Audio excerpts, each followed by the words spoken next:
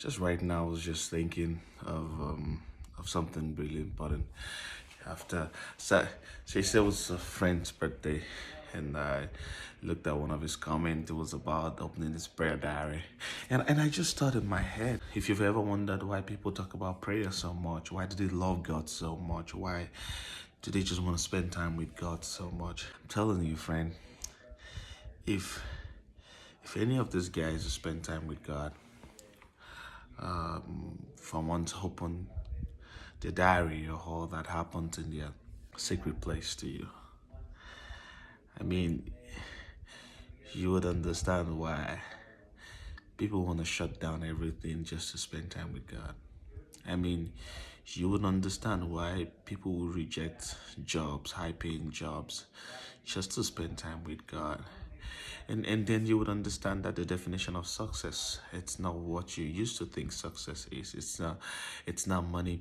You would understand why the whole life is centered around God. And then when they can't get a grasp of what they used to get a grasp of, which is that reality of the tangibility of God, they just become mad like crazy. They're just not fine until it's just not fine until they get a grasp on that time with God.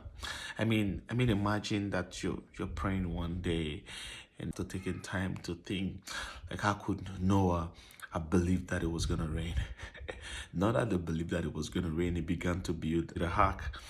And the reality of that is that they began to build a substance that was going to be used for an entity in creation that had never existed. There wasn't even an English word. There wasn't even a word for it. It was just a reality that water was going to come from the sky. Like, how could he have believed that?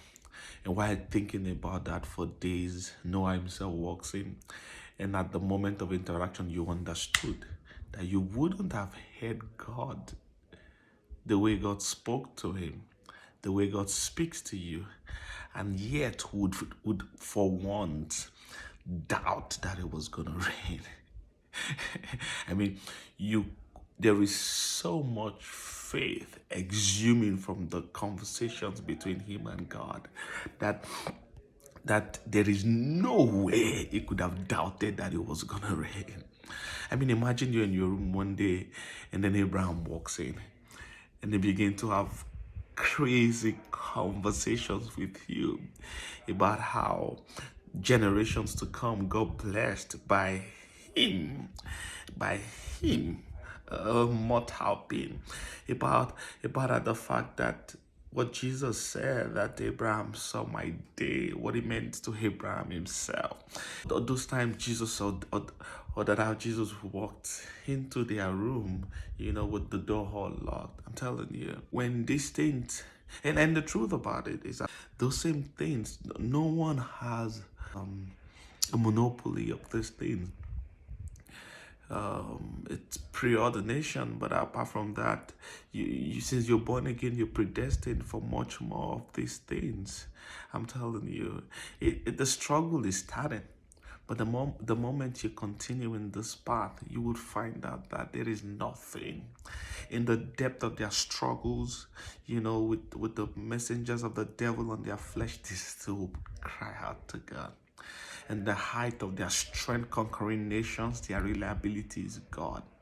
And other times that they're not even sure, nothing is coming, no encounter, that Adeboye is not walking into their room, in the spirit to talk to them about faith, about the secret of wealth, about praying power.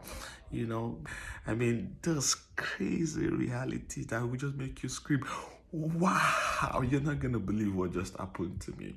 Can you imagine a raven brought meal for me, and he kept bringing the meal? I was stuck in the middle of nowhere, and then I survived.